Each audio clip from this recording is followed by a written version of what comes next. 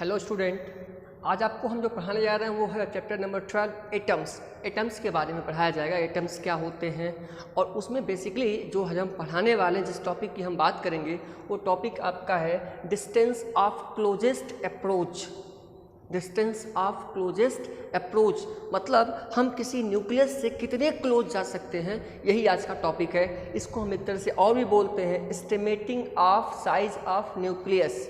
Estimating of size of nucleus मतलब nucleus की क्या साइज होती है, ये हम एस्टिमेट करेंगे, हम कैलकुलेट करेंगे कि न्यूक्लियस की what is the actual size of the nucleus, ये हम पढ़ेंगे।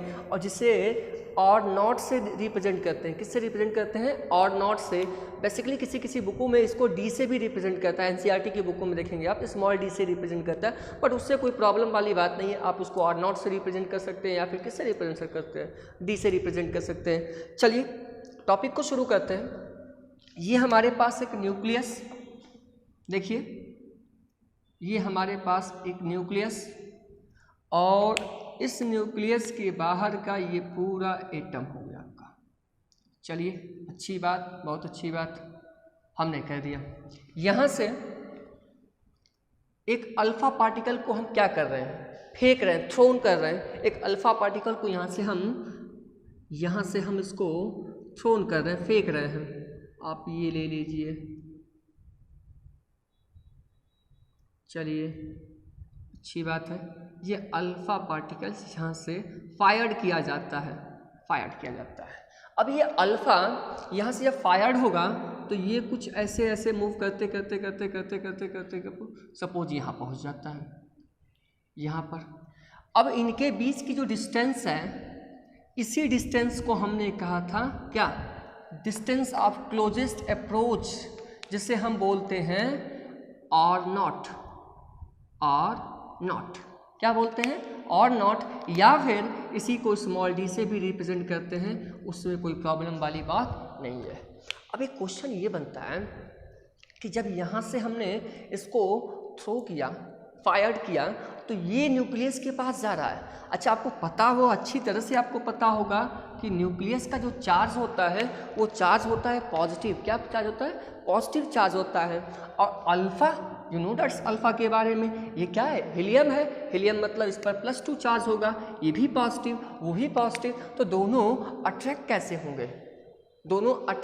होंगे? तो आपको बताइए, अट्रैक्ट नहीं हो रहा है, इसको हम एनर्जी दे रहे हैं, इसे हम एनर्जी प्रोवाइड कर रहे हैं। उस एनर्जी से, ये काइनेटिक एनर्जी से यहाँ से फायर्ड होकर के इसके अगेंस्ट, इलेक्ट्रिक फील्ड के अगेंस्ट ये वर्क करते हुए जा रहा है। वर्क करते हुए कहाँ जा रहा है? इसके पास, न्यूक्लियस के पास जा रहा है। बल्कि न्यूक्लियस इसको रोक रहा है, अपोज कर रहा है, रिपेल कर रहा है, बट इसके पास एनर्जी कुछ ज़्यादा है। तो इस एनर्जी से ये क्या कर रहा है? आगे बढ़ रहा है, मूव कर रहा है। जैसे मान लेते हैं ये v वेलोसिटी से फायर्ड हो रहा है। ओके, अभी आपको पता होना चाहिए कि ये इसकी कौन सी पोजीशन, ये इसकी इनिशियल, हाँ भाई इनिशियल पोजीशन, कोई डाउट वाली बात नहीं, बिल्कुल नहीं। और ये कौन सी पोजीशन? चलिए फाइनल मान लेते हैं, फाइनल पोजीशन। ये कहाँ हो गया? इनिशियल से कहाँ चला गया? फाइनल चला गया। ओके, एक भी और, ये जो इनके बीच की डिस्टेंस, इस न्यूक्लियस और अल्फा के बीच की डिस्टेंस, ये यहाँ पर क्या होगा? इनफाइनाइट। अब बोलो इनफाइनाइट कैसे? अभी आप बोलोगे ना इनफाइनाइट कैसे? इनफाइनाइट तो नहीं होना चाहिए, क्योंकि हम एक्सपेरिमेंट कर रहे हैं। तो न्यूक्लियस के पास में इसको रखेंगे, कहीं ना कहीं किसी पर्टिकुलर एक स्पेस पे रखेंगे, तभी तो हम यहाँ पर एक्सपेरिमेंट कर सकते हैं। अब ऐसा तो नहीं कि हमारे पास एटम, एक न्यूक्लियस यहाँ पर है और हम एक्सपेरिमेंट मशीन जो भी कुछ हमारा वो कहाँ रखें? काफ़ी दूर रखें, तो प्रॉब्लम क्रिएट हो सकती है। आप यही बोल रहे होगे ना कि सर ये तो डेफिनेट डिस्टेंस है, इनफाइनाइट डिस्टेंस कैसे बोलेंगे इसको? तो हम आपको बता दें कि न्यूक्लियस की जो साइज़ है, the size of the nucleus is very very very small. और वेरी स्मॉल जब बहुत छोटी उसकी साइज़ है, उस साइज़ के रिस्पेक्ट में ये distance, due to the respect of the nucleus size, nuclear की साइज़ के अकॉर्डिंग हम उस डिस्टेंस को मेजर कर रहे हैं, तो वो क्या है? इनफाइनाइट। जैसे एक चूहे के लिए आजमगढ़ ही क्या है? उसके लिए पूरा इनफाइनाइट है। एक चींटी के लिए ये जो डिस्टेंस ऑफ द वॉल, दीवार जो है, ये जो हाइट ऑफ द वॉल है, वो क्या उसके लिए? चींटी देखेगी उसको क्या दिखाई देगा? इनफाइनाइट। आपके लिए तो 12 फीट, 15 फीट, 16 फीट जो भी मैक्सिमम है, बट स्मॉल जो एनिमल्स हमारे पास है उसके लिए वो डिस्टेंस क्या है, लार्ज अमाउंट है। सेम कंडीशन, इस न्यूक्लियस की साइज इतनी छोटी है कि उसके रिस्पेक्ट में ये डिस्टेंस क्या है, इनफाइनाइट है, बिल्कुल इनफाइनाइट है। चलिए अब देखिए, यहाँ से अल्फा मूव करेगा due to its kinetic energy, due to its kinetic energy से ये मूव करेगा, वी वेलोसिटी से ये मूव करते हुए आगे जाएगा। चलो ठीक है भाई, बहुत अच्छी बात, मूव करेगा।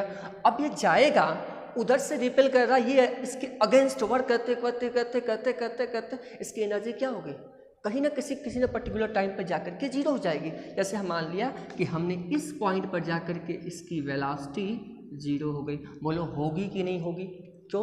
एनर्जी क्या हो रही है, डिस्ट्रॉय हो रही है। क्यों डिस्ट्रॉय हो रही है? ये भी पॉजिटिव ये भी पॉजिटिव एक दूसरे को रिपेल करेंगे, उसके अगेंस्ट ये वर्क कर रहा है, अगेंस्ट। आप इधर से ये इसको रोक रहा है और हम ज़बरदस्ती क्या कर रहे हैं, जा रहे हैं, तो हमें एक्स्ट्रा फोर्स लगाना पड़ेगा, हमें वर्क करना पड़ेगा इसके अगेंस्ट, और work is called energy. Energy हमारी क्या होगी, डिस्ट्रॉय होगी। तो कहीं ना कहीं किसी न किसी पर्टिकुलर पार्ट पर, किसी पॉइंट पर जाकर के ये बॉडी जो हमारी है वो रेस्ट में आ जाएगी, मतलब इसकी वेलोसिटी क्या हो जाएगी, जीरो हो जाएगी। उसी डिस्टेंस को हमने बोला क्या, distance of closest approach denoted by R naught, यही है। इसी की वैल्यू हमें फाइंड करनी है और नॉट की वैल्यू हमें कैलकुलेट करनी है। तो कैलकुलेट करेंगे और नॉट की वैल्यू, देखते हैं क्या आएगा। तो क्या लिखेंगे हम इसको लिख सकते हैं अप्लाइंग, दिख रहा होगा, applying law of mechanical conservation, law of conservation भी कर सकते हैं, मैकेनिकल कंजर्वेशन या मैकेनिकल कंजर्वेशन, उसमें कोई प्रॉब्लम वाली बात नहीं है। आप लॉ ऑफ कंजर्वेशन बोले, आप मैकेनिकल कंजर्वेशन बोले, उसमें कोई दिक्कत वाली बात नहीं है। चलिए दोनों का लिखना शुरू करते हैं। यहाँ पर क्या लिखेंगे, potential energy of initial plus kinetic energy of initial, right, equal to potential energy final plus kinetic energy final.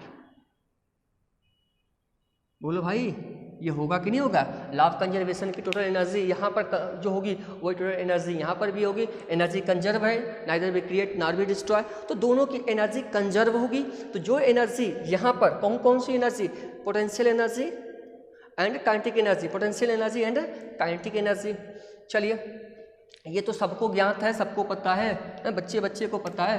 Potential energy UF equal to कितना होता है, K Q1 Q2 upon distance between the two charges. नहीं पढ़ा होगा, first chapter में Coulomb's law पढ़ाया गया, उसके बाद पढ़ाया गया, डिस्क्रिप्शन में आपको लिंक दिखेगा, वहाँ जाकर के आप देख सकते हैं। तो ये सबको पता है, फर्स्ट लेसन की चीज़ है, बहुत छोटी सी चीज़ है। वेर के इक्वल टू आप जानते हो कांस्टेंट है, जिसकी वैल्यू होती है 1/4πr नॉट, ये होती है Q1 Q2 चार्जेस है, R उनके बीच की डिस्टेंस है। चलो ठीक है भैया, अच्छी बात, बहुत अच्छी बात। काइनेटिक एनर्जी हाफ mv², ये भी आप जानते हो। चलिए वैल्यू पुट करिए इसकी, तो आप वैल्यू पुट करेंगे तो यहाँ पर आप लिखेंगे के Q1 Q2 अपान इनफाइनाइट, R यहाँ और यहाँ के बीच की डिस्टेंस कितनी है, इनफाइनाइट, तो इनफाइनाइट लिख दिया हमने, प्लस इसको काइनेटिक एनर्जी एज यूजुअल रहने देते हैं, इक्वल टू पोटेंशियल एनर्जी की बात कर लें यहाँ पर, किस पर, इस फाइनल पोजीशन पे, तो क्या मिलेगा, के मिलेगा Q1 Q2 अपान, अब यहाँ से यहाँ के बीच की डिस्टेंस क्या माना गया है, और नॉट लिख देते हैं, कोई दिक्कत वाली बात नहीं, plus kinetic energy at final position half mv², v equal to 0। यहाँ पर बॉडी आकर रेस्ट में हो गई है, काइनेटिक एनर्जी क्या हो गई इसकी, 0, लिख दो 0, कोई दिक्कत वाली बात बिल्कुल नहीं। अगर नहीं इच्छा करता तो ऐसे लिख देना, हाफ m इंटू वी मतलब 0, 0 का स्क्वायर 0 मतलब 0, जो समझ में आए वैसे कर लेना मेरे भाई, इसमें कोई दिक्कत वाली बात नहीं है। Anything divided by infinite is always भी 0, ये भी 0 हो गया, तो 0 plus kinetic energy equal to K Q1 Q2 upon R0 and 0 plus 0, कोई दिक्कत वाली बात बिल्कुल होनी नहीं चाहिए, एकदम आसान है। अब आइए हम बात कर लेते हैं Q1 Q2 की, किसकी बात कर लें, Q1 की वैल्यू क्या होगी, यहाँ अल्फ़ा है, अल्फ़ा मतलब होता है हीलियम 2 2He4 मतलब कितने इलेक्ट्रॉन? 2 इलेक्ट्रॉन। दिक्कत वाली बात बिल्कुल नहीं होनी चाहिए। Q2 की बात कर लें। Q2 क्या है? न्यूक्लियस है। न्यूक्लियस पर कितने चार्ज होते हैं? 1 इलेक्ट्रॉन होता है, 2 इलेक्ट्रॉन होता है? नहीं, जितने उसके एटॉमिक नंबर होते हैं उतने नंबर ऑफ प्रोटॉन होते हैं, उतने नंबर ऑफ इलेक्ट्रॉन होते हैं, मतलब इसको हम कह सकते हैं Ze। कोई दिक्कत वाली बात बिल्कुल नहीं, Ze लिख सकते हैं। तो बनेगा क्या आपका? काइनेटिक एनर्जी इक्वल टू, लिख दे इसको, 1/4πε0 Q1 मतलब लिख सकते हैं आप क्या? ये लिख लीजिए Ze इंटू Q2 की जगह पर E/R0। यहाँ से आप कैलकुलेट करेंगे, आप इसको कैलकुलेट करेंगे तो मिलेगा आपको R0 इक्वल टू, और नॉट इक्वल टू क्या मिलेगा बालक? Ze²/4πε0 kinetic energy. ये आपका फार्मूला एस्टिमेट हो जाएगा। स्क्रीन को पॉज करिए और इसको देखिए, इसको नोट करिए। बिल्कुल इजी है, देखिए हमने कुछ कहा नहीं, कुछ किया नहीं, बिल्कुल इजी है। हम क्या है, डिस्टेंस क्लोजेस्ट अप्रोच, हम एस्टिमेटिंग करने जा रहे हैं कि न्यूक्लियर की साइज़ क्या है। तो उस चीज़ को हम कैलकुलेट करने के लिए यहाँ से एक अल्फा का पार्टिकल को फायर कर देंगे, यहाँ से उसको हम क्या करेंगे, फायर कर देंगे ना, बिल्कुल जाएगा वहाँ से दौड़ते हुए। तो वी वेलोसिटी से हमने उसको एनर्जी दिया, ये वेलोसिटी से मूव करेगा। हमको पता है कि यहाँ से जब ये मूव करेगा तो धीरे धीरे धीरे धीरे against due to work of electric field इसकी एनर्जी क्या होगी, डिस्ट्रॉय होती चली जाएगी, खर्च होती चली जाएगी, एंड फाइनली ये जा करके कहीं ना कहीं रुक जाएगा, रेस्ट में आ जाएगा, V = 0 हो जाएगा। तो लॉ ऑफ कंजर्वेशन लगाते हैं, energy of first, energy of second. यहाँ पर जो हमारी वैल्यू है इसके रिस्पेक्ट में इसकी साइज इतनी छोटी है कि उसके रिस्पेक्ट में ये दूरी जो है, डिस्टेंस जो है वो लगभग इनफाइनाइट के बराबर है। इनफाइनाइट से डिवाइड करेंगे 0, काइनेटिक एनर्जी Q1 की वैल्यू हीलियम और Q2 की value number of the proton of nuclear जितना प्रेजेंट होगा उस सारी वैल्यू को कैलकुलेट करेंगे, और कैलकुलेट करने के बाद हमें R की वैल्यू मिल जाएगी Ze²/4πε0 KE मतलब काइनेटिक एनर्जी। एक बड़ी अच्छी चीज़ हमको यहाँ से मिल गई, वो मिली R0 is proportional to 1 kinetic energy. मतलब जितनी काइनेटिक एनर्जी बढ़ेगी उतना इनके बीच के डिस्टेंस क्या करेगी, घटेगी।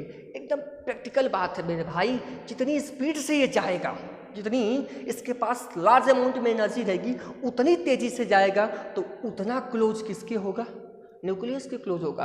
और जितनी कम स्पीड से जाएगा उतना पहले ही क्या करेगा, ये रुक जाएगा।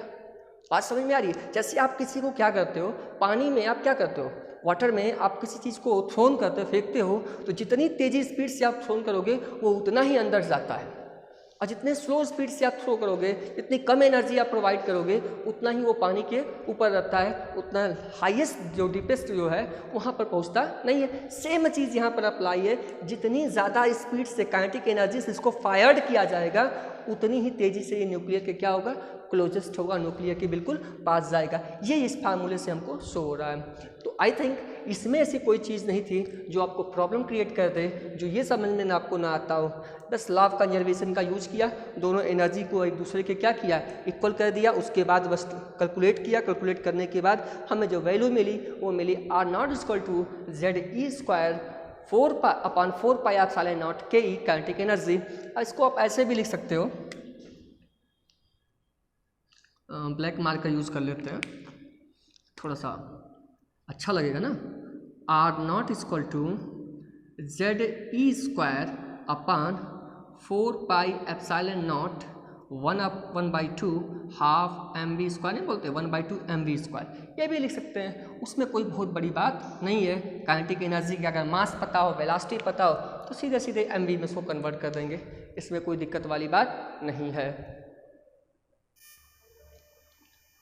ये चीज़ तो हम बता क्या रहे थे, हम कह रहे थे कि जितना R की वैल्यू मैक्सिमम होगी, उतना काइनेटिक एनर्जी मिनिमम होगी, या जितना काइनेटिक एनर्जी मैक्सिमम होगी R की वैल्यू क्या उतनी ही मिनिमम होगी। तो हम क्या करते हैं, इसकी मैक्सिमम वैल्यू रख देते हैं। क्या रखते हैं, मैक्सिमम वैल्यू रख करके कैलकुलेट करते हैं कि कितनी साइज होगी, क्योंकि जितनी हम करीब इसको भेज सकते हैं अल्फा का, उतना ही क्लियर वो करेगा क्या, साइज ऑफ द न्यूक्लियस। तो हम नेचुरली बात कर लें naturally maximum energy, maximum kinetic energy of alpha, kinetic energy of alpha जो एनसीईआरटी की बुकों में दिखाता है 7.7 mega electron volt, 7.7 mega electron volt, ये एनसीईआरटी का डाटा है 7.7।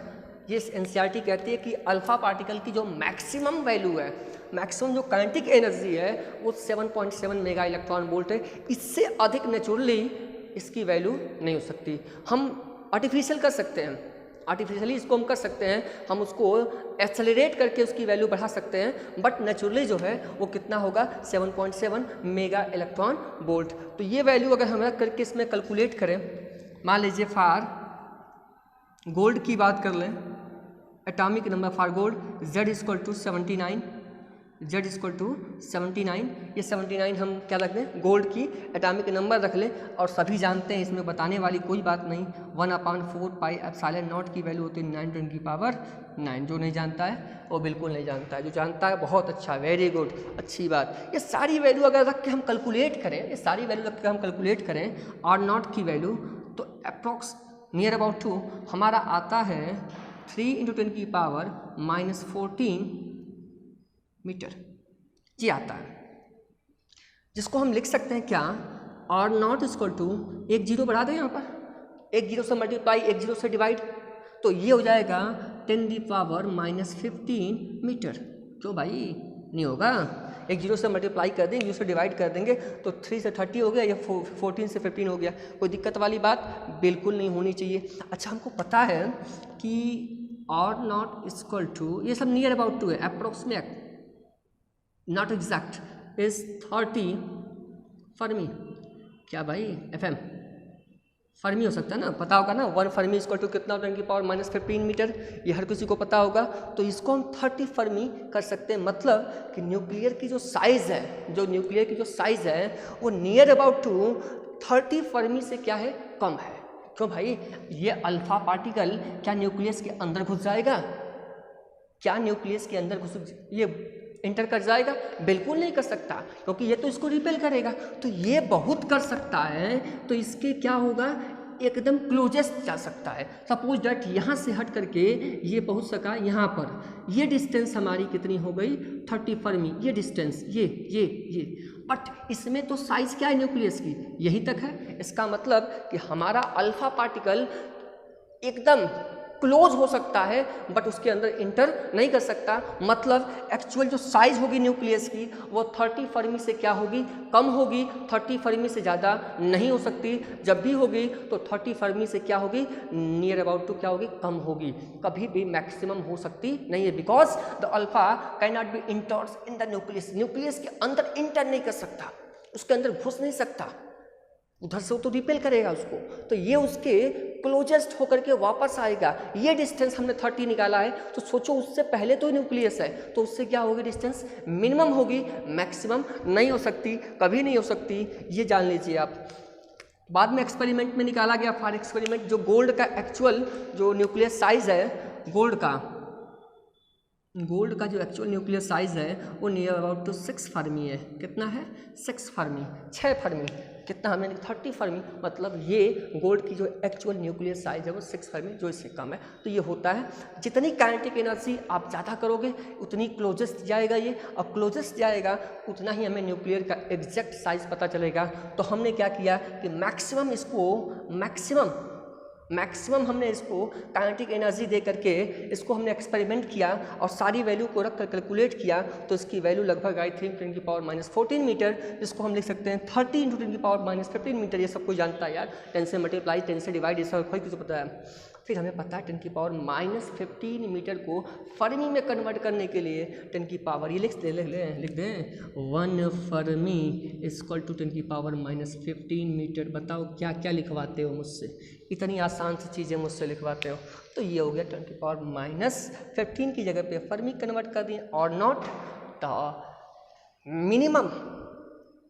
द मिनिमम जो हमारी वैल्यू आई थी आज की, वो कितनी, 10 की पावर 30 फर्मी। तो हमने एक्सपेरिमेंट करके भी देखा, तो हमें मिला कि जो गोल्ड की वैल्यू है वो कितनी है 10⁻⁻6 फर्मी। कितनी 10⁻⁻6 फर्मी। चलिए एक क्वेश्चन इसी टॉपिक के रिलेटेड पे क्वेश्चन कर लेते हैं। जो क्वेश्चन आपके स्क्रीन पे आपको दिख रहा होगा, alpha particles of kinetic energy 5 mega electron volt are projected towards uranium nucleus, atomic number 92, find the order of distance of closest approach. कह रहा है कि एक अल्फा पार्टिकल को हम क्या कर रहे हैं, एक अल्फा पार्टिकल को हम प्रोजेक्ट कर रहे हैं, थ्रोन कर रहे हैं, और उस कंडीशन पे क्या हो रहा है, उस कंडीशन पे बॉडी पर जो कुछ फोर्स अप्लाई हो रहा है वो कितना लग रहा है kinetic energy 5 mega electron volt. कितना लग रहा है 5 मेगा इलेक्ट्रॉन वोल्ट, और वो किस पर, यूरेनियम न्यूक्लियस पर, जिसका एटॉमिक नंबर कितना है 79। Find the order of, find the order of मतलब फाइंड करिए ऑर्डर क्या कि क्लोजेस्ट अप्रोच डिस्टेंस, डिस्टेंस क्या हो, मिनिमम डिस्टेंस क्या होगी, और ऑप्शन दिया है 10⁻11 centimetre, 12 centimetre, 13 centimetre and 14 centimetre. तो हमें ये क्लोजेस्ट डिस्टेंस फाइंड करना होगा। उसके लिए करना क्या होगा, सबसे आसान सा फार्मूला लगा दीजिए, R0 = 2ZE² अपान 4πε0 काइनेटिक एनर्जी। यही तो होगा, आपको पता होगा काइनेटिक एनर्जी का फार्मूला क्या होता है 1/4πε0, राइट। और क्या होता है Q1 Q2 अपान R0। खैर उसकी जरूरत नहीं पड़ेगी क्योंकि यहाँ पर हमको काइनेटिक एनर्जी साफ साफ दिया हुआ है मेगा इलेक्ट्रॉन वोल्ट में। कैलकुलेट कर लीजिए, सारी वैल्यू गिवन हमको है, जेड की वैल्यू है, ई की वैल्यू जानते ही हैं, काइनेटिक एनर्जी मिला ही है, 1/4πε0 की भी वैल्यू हम जानते हैं। तो कैलकुलेट करते हैं, R0 = 2 इंटू जेड की जगह पर 79 इंटू इसको लिखते हैं E², अभी रहने देते हैं ऐसे, ये पूछ रहे हैं ना क्यों बताएंगे।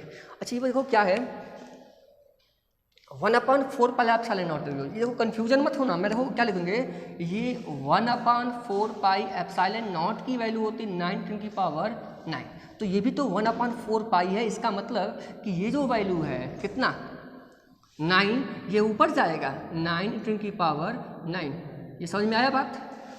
1 यहाँ 1/4πε0 इक्वल टू होगा, वो लिखा हुआ है यहाँ पर फ्रंट पे, ओके। अच्छा अब क्या बचा, काइनेटिक एनर्जी। काइनेटिक एनर्जी कितनी है 5 मेगा में 10⁻⁻6 होता है इलेक्ट्रॉन वोल्ट। क्या एक इलेक्ट्रॉन वोल्ट, एक इलेक्ट्रॉन से एक इलेक्ट्रॉन कट जाएगा, इलेक्ट्रॉन वोल्ट इलेक्ट्रॉन के बराबर होता है, कट जाएगा, बिल्कुल कट जाएगा। चलिए तो इसकी अब वैल्यू बताइए कितनी होगी, ये हो गया आपका 2 × 79 इंटू ई की वैल्यू 1.6 10⁻⁻19 इंटू 9 10⁻9 अपान 5 इंटू 10⁻⁻6। इनकी वैल्यू जब हम कैलकुलेट करेंगे, एस्टिमेट करेंगे, तो हमें जो वैल्यू आएगी वो लगभग आएगी 10⁻13। कितनी आएगी कैलकुलेट कर लीजिएगा, नहीं आएगा तो बताइएगा, हम ही करके दिखा देंगे आपको। ये आएगा R0 = 10⁻⁻30 मीटर। ये आपकी वैल्यू आ जाएगी। कौन सा ऑप्शन सही, ये सी वाला ऑप्शन सही, वेरी गुड। कोई दिक्कत वाला बात, बिल्कुल दिक्कत वाली बात भाई।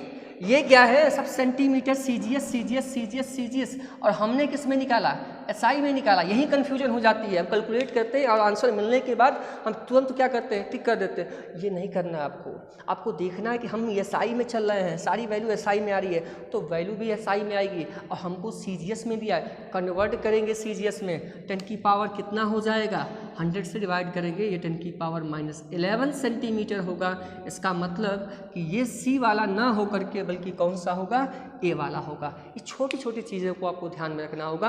वैल्यू को कैलकुलेट करते समय बिल्कुल ध्यान देना होगा कि क्या ये वैल्यू सेंटीमीटर में है, सीजीएस में है, एसआई में, किस में है, ये आपको कैलकुलेट करना पड़ेगा।